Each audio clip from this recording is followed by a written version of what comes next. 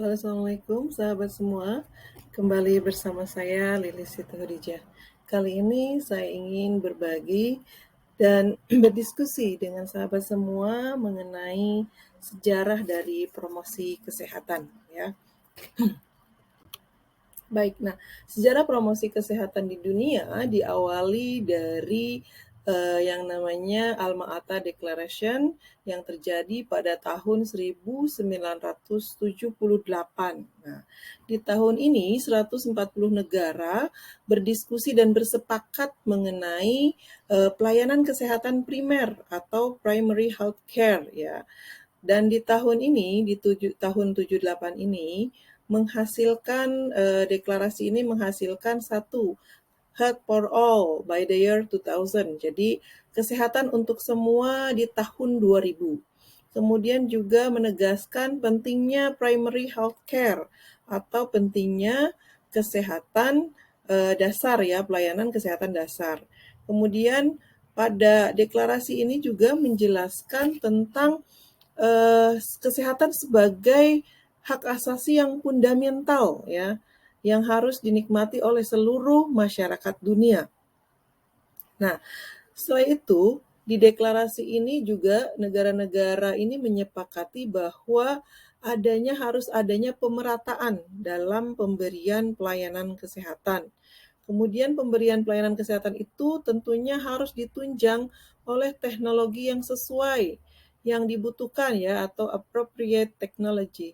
Kemudian juga pelayanan kesehatan atau sektor kesehatan itu harus merupakan pembangunan intersektoral, artinya didukung oleh lintas sektor ya, tidak hanya bidang kesehatan saja, tetapi unsur lain di dalam pembangunan turut memiliki kontribusi untuk melaksanakan capaian dari pembangunan kesehatan.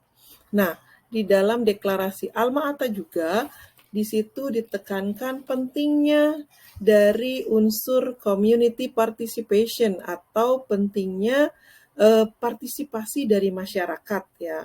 Seperti itu. Ini adalah sejarah awal dari promosi kesehatan di dunia.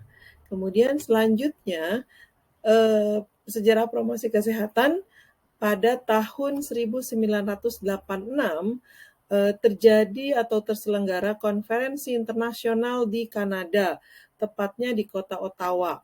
Nah, konferensi ini yang pertama membahas tentang health promotion, yang membahas tentang promosi kesehatan. Jadi terminologi Promkes itu awalnya dideklarasikan di Ottawa Charter pada tahun 1986. Nah, di Indonesia pada masa itu istilahnya masih sebagai penyuluhan kesehatan, masih sebagai KIE, social marketing, dan lain sebagainya. Tetapi pada deklarasi Ottawa Charter ini ada 5 kesepakatan yang dirumuskan. Pertama adalah strengthen community actions, jadi menguatkan aksi masyarakat di dalam pengembangan hidup sehat ya. Kemudian juga ada namanya develop personal skill. Jadi deklarasi Ottawa Charter ini menginginkan adanya peningkatan kemampuan dan keterampilan masyarakat untuk hidup sehat. Selanjutnya juga Ottawa Charter ini menggarisbawahi terkait creative supportive environment. Jadi mewujudkan lingkungan yang suportif atau lingkungan yang kondusif untuk masyarakat hidup sehat ya. Dan yang kelimanya yaitu reorient health services. Jadi adanya peninjauan ulang atau mengorientasi kembali prioritas dari pelayanan kesehatan yang dulunya itu sebagai lebih mengutamakan kepada upaya-upaya kuratif dan rehabilitatif. Saat ini dengan dideklarasikannya Ottawa Charter, dunia bersepakat untuk lebih mengutamakan upaya promotif dan preventif ya sebagai salah satu strategi dalam mencapai tujuan kesehatan. Nah, yang selanjutnya yaitu build health public policy, yaitu membangun atau merumuskan sebanyak-banyaknya kebijakan terkait kesehatan ya. Jadi sebuah negara harus banyak menerbitkan kebijakan kesehatan yang menguntungkan untuk masyarakatnya, tentunya seperti itu. Ya, inilah hasil dari deklarasi yang dicetuskan di Ottawa atau kita kenal sebagai Ottawa Charter. Nah, sekarang kita beralih kepada sejarah promosi kesehatan di Indonesia. Ternyata di Indonesia itu promosi kesehatan atau kegiatan-kegiatan yang terkait promosi kesehatan itu sudah ada dari sebelum merdeka ya. Pada tahun 2024 itu negara Belanda itu atau pemerintahan Belanda di Indonesia membentuk Dinas Hygiene ya. Kegiatan utamanya adalah pemberantasan cacing tambang di daerah Banten karena pada saat itu angka kecacingan tinggi sekali ya. Dan harapannya kegiatan lainnya adalah mendorong rakyat pada saat itu untuk sanitasinya atau buang air besarnya menggunakan jamban yang dikenal sebagai medis hygienice propaganda. Nah, propaganda ini kemudian meluas menjadi penyuluhan di sekolah dan timbullah gerakan yang disebut sebagai Brigade Sekolah yang dirintis oleh Dr. R. Mohtar sebagai perintis pendidikan kesehatan rakyat. Nah, yang kedua di Indonesia ini terjadi pula era propaganda dan pendidikan kesehatan rakyat pada masa kemerdekaan sampai dengan tahun 60. Oke. Selanjutnya, ini sejarah atau promosi kesehatan pada tahun 45 sampai tahun 2010 ini diawali di era Presiden Soekarno, di mana Presiden Soekarno pada saat itu menyelenggarakan kegiatan penyemprotan malaria ya, sebagai pencegahan dari merebaknya penyakit malaria pada saat itu. Dan pada tahun 64 pertama kali dicanangkan Hari Kesehatan Nasional ya, yang saat ini kita peringati setiap tahunnya di tanggal 12 November. Kemudian juga didirikannya Sekolah Penyuluhan Kesehatan pertama di Magelang dan dikenalnya media penyuluhan berupa film, poster yang terkenal posternya adalah poster 4 Sehat 5 Sempurna. Kemudian tahun 69 diterbitkannya undang-undang pertama tentang kesehatan di Indonesia ya. Dan tahun 65 sampai tahun 75 istilah yang dipakai saat itu untuk promosi kesehatan masih menggunakan nomenklatur pendidikan kesehatan masyarakat. Dari itu lahirlah konsep pelayanan kesehatan masyarakat desa tahun 75 dan dikenal sebagai istilah penyuluhan kesehatan masyarakat. Dan istilah pengembangannya itu disebut sebagai Posyandu yang lahir tahun 1975. Sedangkan tahun 95 sampai saat ini istilah promosi kesehatan sudah dikenal dengan konsep utama yaitu perilaku hidup bersih sehat ya, dikembangkan sebagai salah satu model promosi kesehatan. Nah, tahun 1999 Presiden Habibie mencanangkan adanya gerakan pembangunan berwawasan kesehatan. Jadi ini bisa kita anggap sebagai seluruh elemen pembangunan, seluruh elemen pemerintahan harus bersama-sama memiliki peranan dalam pembangunan kesehatan ya. Kemudian juga ada dicetuskannya visi Indonesia Sehat pada tahun 2010. Nah, itu sejarah promosi kesehatan sampai dengan 2010. Oke, ini konsep atau era pendidikan dan penyuluhan kesehatan tahun 1960 dan tahun 1980 ya. Nah, pendidikan kesehatan ini muncul pertama kali itu pada tahun 1960 sesuai dengan diterbitkannya Undang-Undang Kesehatan pertama ya. Dan tahun 64 tadi seperti disebutkan diperingatinya Hari Kesehatan Nasional setiap tanggal 12 November. Kemudian yang kedua, era pelayanan kesehatan masyarakat desa. Di sini kita mengenalkan ada yang namanya Posyandu dan kegiatan penyuluhan kesehatan melalui media elektronik ya. Kemudian juga dibangkitkannya peran serta dari masyarakat untuk terlibat di dalam kegiatan pembangunan kesehatan ya. Kemudian Posyandu yang kita kenal sampai saat ini. Nah, tahun 95 sampai 2005 merupakan era promosi dan paradigma sehat ya, kita kenal sebagai paradigma sehat. Nah, ini merupakan hasil dari konferensi internasional promosi kesehatan pertama di dunia yang dilaksanakan di Ottawa, Kanada, yang munculnya nomenklatur Promkes tadi ya. Jadi Promkes mulai dikenal di awal tahun 1986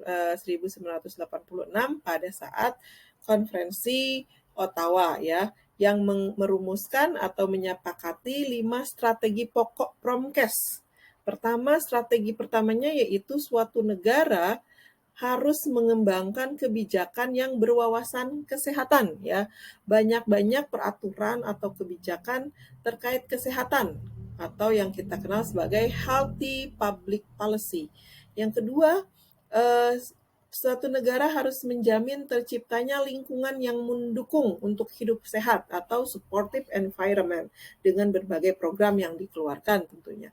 Yang ketiga, memperkuat gerakan masyarakat. Jadi di sini adalah menekankan bahwa pentingnya peranan serta masyarakat atau community action dalam bersama-sama untuk membangun kesehatan. Kemudian yang keempat, ini adalah salah satu kesepakatan yang disepakati di Ottawa Charter, yaitu mengembangkan kemampuan perseorangan atau personal skill di bidang kesehatan. Contohnya kemampuan untuk hidup sehat ya. Dan yang terakhir ini adalah kesepakatan yang terakhir yaitu menata kembali arah pelayanan kesehatan yang awalnya lebih mengedepankan pelayanan atau upaya kuratif dan rehabilitatif, jadi beralih lebih menekankan kepada upaya-upaya yang bersifat promotif dan preventif. Nah, konferensi yang kedua untuk promosi kesehatan diselenggarakan di Australia pada tahun 1988. Jadi 2 tahun setelah Ottawa Charter. Nah, di konferensi Adelaide Australia ini merumuskan ada 4 bidang prioritas yang harus menjadi agenda semua negara. Pertama adalah mendukung kesehatan wanita ya. Jadi semua negara di bidang kesehatan harus mendukung kesehatan wanita atau memprioritaskan isu-isu kesehatan wanita. Kemudian yang kedua, makanan dan gizi. Yang ketiga, rokok dan alkohol. Ya, karena mungkin pada tahun ini sudah banyak penelitian atau pengkajian terkait dampak bahaya dari rokok dan alkohol. Yang keempat adalah sama dengan Ottawa Charter, di Adelaide Charter juga merumuskan adanya kegiatan yang menciptakan lingkungan sehat. Oke.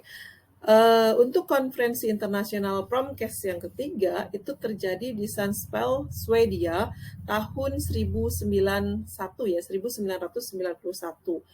Di kesepakatannya ini mengungkapkan 4 strategi kunci. Pertama, dia menekankan kepada memperkuat advokasi di seluruh lapisan masyarakat. Yang kedua, memberdayakan masyarakat dan individu agar mampu menjaga kesehatan secara mandiri dan lingkungannya melalui pendidikan dan pemberdayaan. Jadi penekanan kepada pendidikan kesehatan dan pemberdayaan kesehatan. Yang ketiga, membangun aliansi atau membangun kemitraan, membangun forum-forum yang memiliki upaya-upaya dalam pembangunan kesehatan. Yang keempat, itu menjadi penengah di antara berbagai konflik kepentingan di tengah masyarakat. Ini adalah isu atau strategi kunci yang dikeluarkan di konferensi ketiga promosi kesehatan yang terselenggara di Sundsvall, Swedia tahun 91 ya. Oke. Nah, di tahun 2000 ya, di tahun 2000 ini 189 negara berkumpul kembali untuk merumuskan yang dinamakan Millennium Development Goals yaitu sebuah deklarasi milenium hasil dari kesepakatan kepala negara yang menjadi anggota dari PBB yang menghasilkan adanya 8 butir tujuan yang harus dicapai pada tahun 2015. Tujuan pertama yaitu eradicate extreme poverty and hunger. Jadi menghilangkan kemiskinan ekstrim dan kelaparan, ya. Yang kedua itu achieve universal primary education. Jadi yang kedua ini adalah mencapai pendidikan dasar secara universal. Jadi suatu negara harus memastikan semua warganya mendapatkan pendidikan dasar. Nah, yang ketiga ini promote gender equality and empower women. Nah, semua negara di anggota PBB ini harus memastikan adanya upaya-upaya mempromosikan atau peningkatan penyetaraan gender dan pemberdayaan wanita. Yang keempat adalah reduce child mortality atau penurunan atau pengurangan dari angka kematian anak. Ini adalah agenda yang harus dicapai negara-negara PBB pada tahun 2015. Nah, yang kelima agendanya yaitu meningkatkan maternal health atau meningkatkan kesehatan ibu, ya, menjadi agenda penting yang dianggap penting pada MDGs. Kemudian yang keenam, combat HIV/AIDS, malaria and other diseases. Jadi yang keenam agenda dari MDGs ini adalah berperang melawan HIV/AIDS, malaria dan penyakit lainnya. Memang HIV/AIDS ini mulai merebak dan menjadi permasalahan dan beban semua negara, ya, untuk segera diperangi. Kemudian yang ketujuh, ensure environmental sustainability. Yang ketujuh ini agenda negara-negara PBB itu yaitu memastikan keberlangsungan lingkungan yang sehat untuk warganya. Yang kedelapan, a global partnership for development. Jadi terjalinnya kemitraan secara global untuk pembangunan. Ini adalah agenda-agenda yang harus dicapai oleh 189 negara di tahun 2015. Nah, pada kenyataannya ternyata sampai 2015 tujuan ini belum dicapai. Nah, untuk itu dilanjutkan dengan yang namanya Sustainable Development Goals, ya.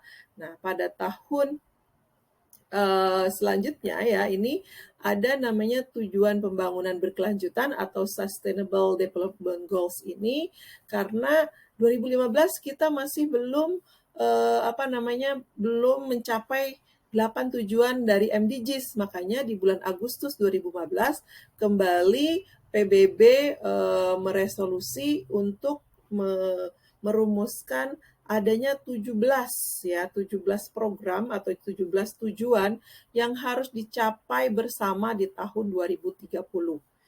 Ya, di antaranya tetap tadi, ya, tanpa kemiskinan, tanpa kelaparan, kehidupan sehat sejahtera, pendidikan berkualitas, kesetaraan gender, air bersih dan sanitasi layak, ya, energi bersih dan terjangkau, pekerjaan layak dan pertumbuhan ekonomi, kemudian juga industri, inovasi dan infrastruktur, ada berkurangnya kesenjangan, nah ada juga kota dan komunitas yang berkelanjutan, konsumsi dan produksi yang bertanggung jawab.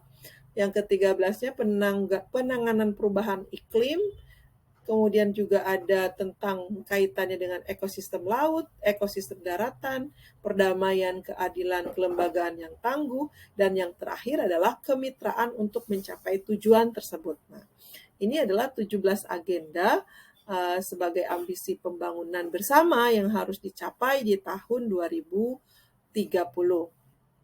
Nah, kesepakatan ini merupakan kesepakatan pembangunan berkelanjutan yang berdasarkan kepada hak asasi manusia dan kesetaraan, ya. Tujuan dari pembangunan berkelanjutan ini berprinsip universal, integrasi dan inklusif untuk meyakinkan bahwa tidak ada satupun warga masyarakat di dunia yang tertinggal atau yang tidak mendapatkan hak-haknya, yang tidak bisa hidup layak. Nah, itu adalah tujuannya, ya. Kemudian aksi-aksinya adalah ada 6 ya. Jadi WHO merumuskan ada 6 aksi untuk mempromosikan kesehatan dalam agenda SDGs ini, yaitu pertama adanya aksi lintas sektoral. Jadi untuk kesehatan harus diselesaikan oleh berbagai sektor ya. Tidak hanya sektor kesehatan aja yang memiliki tanggung jawab untuk pembangunan kesehatan, tetapi semua sektor di dalam pemerintahan memiliki peranan serta atau peran serta dan kontribusi untuk meningkatkan atau mencapai pembangunan kesehatan. Yang selanjutnya adanya penguatan sistem kesehatan untuk mencapai cakupan kesehatan yang universal. Nah, yang ketiga ini harus selalu dijaga yaitu menghormati keadilan dan hak asasi manusia. Nah, agenda keempat, pembiayaan berkelanjutan. Yang kelima, penelitian dan inovasi ilmiah. Yang terakhir tentunya adanya pemantauan dan evaluasi. Nah, ini demikianlah perjalanan sejarah dari promosi kesehatan mulai dari tingkat dunia maupun di Indonesia. Itu yang bisa saya sampaikan. Jika ada yang ingin berkomentar atau mengajukan pertanyaan, silahkan tuliskan di kolom komentar. Saya ucapkan terima kasih bagi yang sudah menyimak dari awal sampai akhir video ini. Semoga video ini bermanfaat. Terima kasih. Saya akhiri. Wassalamualaikum warahmatullahi wabarakatuh.